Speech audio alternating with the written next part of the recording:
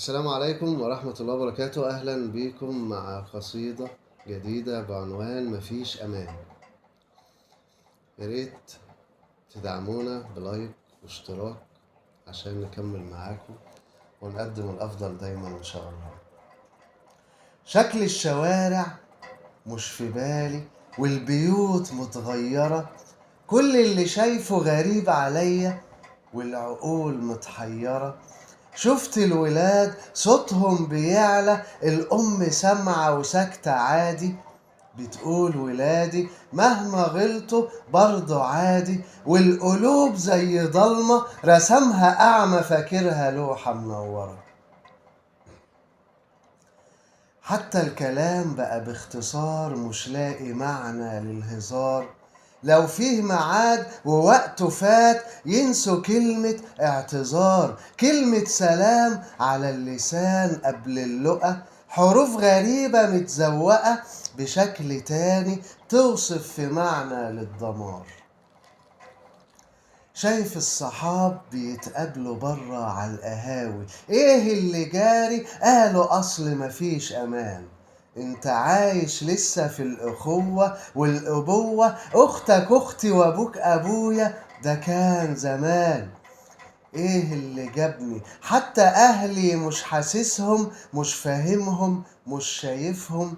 هما دول كل المشاعر اتبدلت اتحولت، جالها جلطة اتجمدت. فين الإنسان؟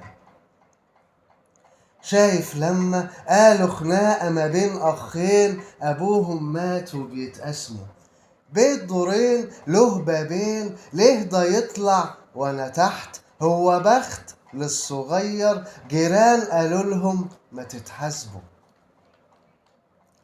بالمرضية ده يسيب شوية يرد لأ ما هي مش فارقة، لأ هتفرق واللي تسبق ايده يغلب. ده كلام؟ ده كابوس وشفته في المنام، اخواتي يا ناس وبيتخانقوا. شفت الولد ولع سيجارة وابوه معدي، انت يا ابني خلي بالك، بص ابوك قال لي شايفه، استنى يابا هات فلوس. مالها النفوس بقى 100 كابوس وبينادوك. بنت وولد اتقابلوا بره، شافها اخوها قال لابوها، قال خلاص. جرى ايه يا ناس؟ فين الهمة؟ دي غمة وجات وكله مسلم، ولو تتكلم تلقى الكل بيعاتبوك. شكل الشوارع مش في بالي والبيوت متغيرة، كل اللي شايفه غريب عليا والعقول متحيرة.